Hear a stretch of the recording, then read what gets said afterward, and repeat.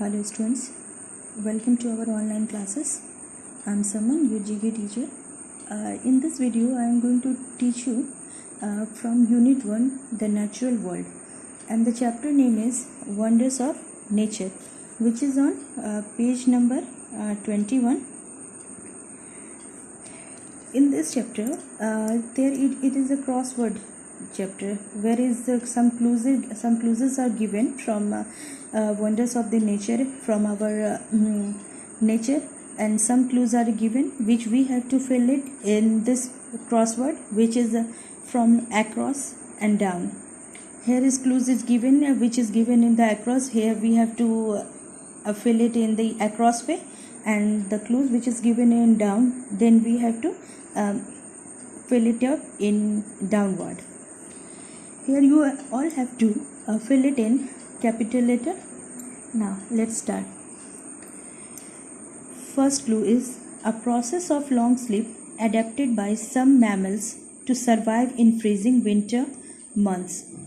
एक प्रोसेस सम मैमल्स, कुछ मैमल्स के द्वारा, ये जब बहुत ज़्यादा ठंड का मौसम होता है तो उनका बॉडी सर्वाइव नहीं कर पाता है उस मौसम को, तो वो लोग एक ऐसे डीप स्लीप में पोजीशन में चले जाते हैं, एक ऐसे प्रोसेस में कि वो ठंड भर में कहीं पे दिखाई नहीं देते हैं और एक गहरी नींद के प्रोसेस में चले जाते हैं, लॉन्ग स्लीप। तो ये प्रोसेस कहलाता क्या है? तो ये प्रोसेस कहलाता है हमारा हाइबरनेशन, HIBERNATION, हाइबरनेशन। हाइबरनेशन की आपकी डिटेलिंग मैंने आपको फर्स्ट चैप्टर में आपको समझाया था। वैसे ये एक प्रोसेस होता है डीप स्लीप का, लॉन्ग स्लीप का, मैमल्स के द्वारा, जो विंटर मंथ्स में होता है। ये अपनी जो होते हैं एक लॉन्ग स्लीप के चले जाते हैं, लगभग ऐसा कि अगर आप उन जानवरों को देखिएगा तो वो एक कोई गुफा में, एक ऐसा जहाँ पे वार्म थोड़ा सा प्लेस रहता है, जहाँ वो अपने बॉडी थोड़ा सा उनकी सर्वाइव करती है, वहाँ वो लोग एक लॉन्ग स्लीप में चले जाते हैं कि अगर कभी उनको कोई देखे तो ऐसा लगता है कि वो जानवर जैसे मरे ही हुए हैं, लेकिन वो मरे नहीं होते हैं, वो एक लॉन्ग स्लीप के हाइबरनेशन के प्रोसेस में चले जाते हैं। तो this process is called hibernation. Now second clues is that is on number 5, they are a species of mammals that lay eggs. ये एक मैमल्स के स्पेसीज होते हैं जो अंडे देते हैं। तो ये कौन से होते हैं? ये होते हैं प्लैटीपस, PLATYPUS, प्लैटीपस। Now these are tiny drops of water which form during the night. Tiny छोटे छोटे ड्रॉप्स वाटर के जो रात में फॉर्म होते हैं, किस प्रोसेस में? Through the process of condensation के प्रोसेस के थ्रू ये फॉर्म होते हैं, ये टाइनी ड्रॉप्स, जो हमें पौधों पे और घास पे हमें दिखाई देते हैं। तो कभी छोटे, कभी आप लोगों ने देखी है ओस की बूंद? तो ये टाइनी ड्रॉप्स जो होते हैं, ये ओस की बूंदें ही होते हैं, जो कंडेंसेशन के प्रोसेस के थ्रू ए नाइट में, तो ये हमें सुबह सुबह देखने को मिलती है। तो ये प्रोसेस होती है, और ये क्या कहलाती है? ड्यू, DEW, ड्यू मीन्स ओस की बूंदें। ना this occurs when rocks move below the surface of the अर्थ। जब हमारे अर्थ के सरफेस के नीचे जब चट्टानें घिसकती है और ज़मीन हिलने लगती है, तो ये कब होता है? तो ये कब होता है? ज़मीन कब हिलती है? जब अर्थक्वेक आता है, भूकंप आता है। तो ये EARTHQUAKE,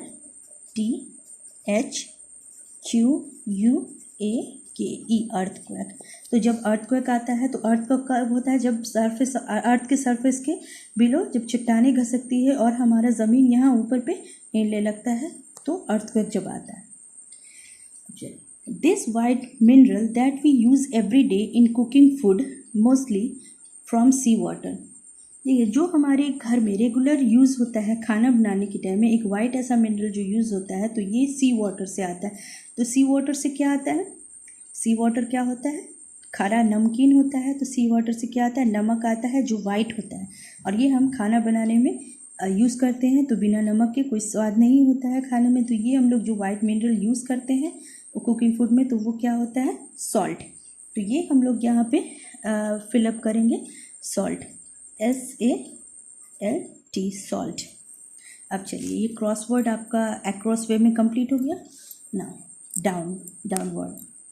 this is produced when light strikes a collection of water drops such as rain, spray और मिस्ट।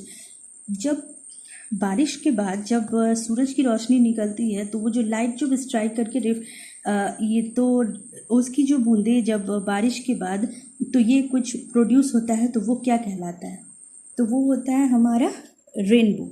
तो ये हमें हमेशा बारिश के बाद जब थोड़ी सी भी सूरज की रोशनी पड़ती है तो उससे रिफ्लेक्शन होता है और उस रिफ्लेक्शन के थ्रू हमारे 7 कलर्स जो दिखाई देते हैं तो वो रेनबो, ये हमें 7 कलर्स दिखाई देते हैं। क्या फॉर्म होता है? Rainbow, RAIN, rain, BOW, rainbow. Rainbow में 7 कलर्स होते हैं, violet, indigo, blue, green, yellow, orange and red. Now, this is a classification of animal that can live on land as well as water. तो एक classification, उस animal का classification जो ज़मीन पे भी और पानी दोनों जगह रह सकते हैं, तो उनको क्या बोलते हैं हम? उनको बोलते हैं हम लोग एम्फीबियन। एम्फीबियन हम लोग उसको बोलेंगे जो ज़मीन और पानी दोनों में रह सकते हैं। तो उस जानवर को हम लोग बोलते हैं amphibian, AMPHIBIAN,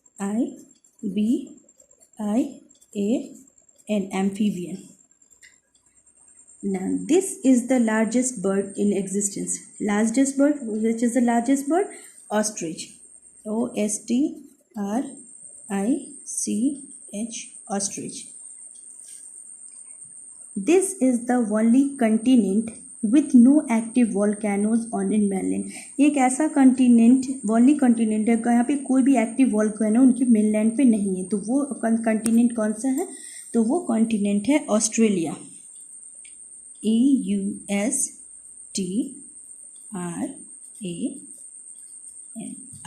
Australia. Australia is the only continent with no active volcanoes on its mainland. Now, clue number 8. This occurs when the earth, moon and the sun are in one line. जब सूरज, चांद और अर्थ ये जब एक ही line में जो आ जाते हैं तब ये क्या अकर होता है? तब अकर होता है Eclipse, ECLIPSE.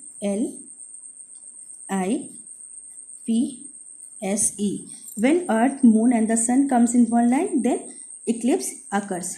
This is the center of the earth. Earth के सेंटर को हम लोग क्या करते हैं? Centre of the earth is core.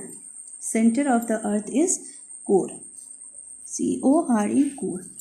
Now last one, this happens when an underwater earthquake occur. जब अंडर वाटर अर्थक्वेक अकर होता है तो उसको हम लोग क्या कहते हैं? उसको हम लोग बोलते हैं सुनामी, SUNAMI. जब अंडर वाटर अर्थक्वेक अकर होता है तो वो सुनामी कहलाता है। ये वाटर अर्थक्वेक हुआ। Now children, here wonders of the nature chapter is completed and you all will fill. And now we come to our next page, which is from the unit Things Around Us. And this page number is, and chapter is Machines at Work, which is on page number 30. In this chapter, we will read about the vehicles which is used for the different kinds of work. Vehicles में आप लोगों को यही नहीं है कि बस आप लोग कार है, बस यही है। तो कार बस आप लोग यूज़ करते हैं या जो भी, तो यहाँ से यहाँ एक जगह से दूसरी जगह ट्रैवल करने के लिए। लेकिन हम लोग यहाँ इसमें डिफरेंट टाइप्स ऑफ व्हीकल्स के बारे में पढ़ेंगे जो अलग अलग चीज़ों के लिए, अलग अलग कामों के लिए यूज़ किए जाते हैं। यहाँ पे आप लोगों को पिक्चर्स के साथ कुछ क्लूज दिए हुए हैं, आप लोगों को यहाँ आंसर हेल्प बॉक्स से आंसर लिखना है। Now let start. First one is, whenever there is a fire, the rushes to put it out. It carries powerful pumps and long hoses to shoot water at the fire. जब कभी भी आग लगती है तो कौन सा ये आपको व्हीकल्स वहाँ पे वर्क करने के लिए जो बहुत ही पावरफुल पम्प सब लेके आते हैं जिसमें पानी भरे रहते हैं, आग को बुझाने के लिए यूज़ किए जाते हैं। तो ये क्या हो जाएगा? ये यहाँ पे आपको हो जाएंगे फायर इंजन।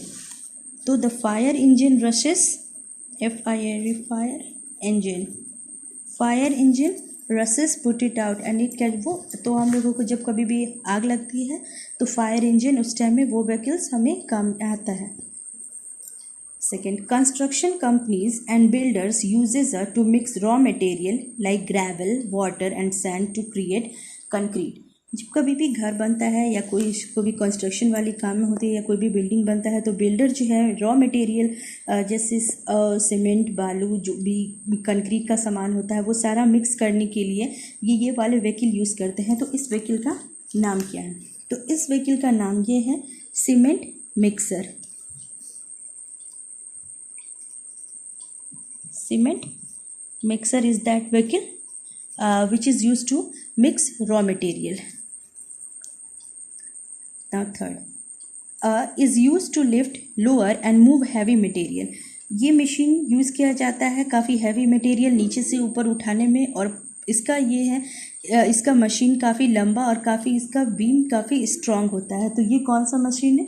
ये क्या है? ये क्रेन जो है काफ़ी हैवी सामान लिफ्ट करने के काम में आता है, काफ़ी heavy material. Now fourth one is it is a powerful machine used in construction, farming, building and roads. ये एक पावरफुल मशीन है जो कंस्ट्रक्शन के काम में, फार्मिंग के और रोड बनाने के काम में आता है। ये काफ़ी हैवी, चौड़ा और इसका चौड़ा स्टील ब्लेड होता है और इसमें ट्रैक्टर के आगे लगा होता है, और ये भी रोड बिल्डिंग में भी काम में आता है। तो ये क्या है? ये होता है bulldozer.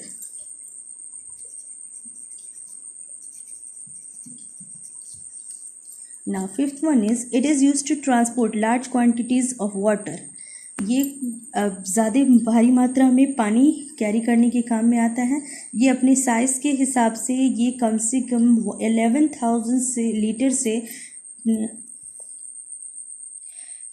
Depending on it size ये कम से कम 11,000 लीटर से लेके 36,000 लीटर ऑफ वाटर कैरी कर सकता है ये। तो ये क्या है आपका? ये है वाटर टैंकर।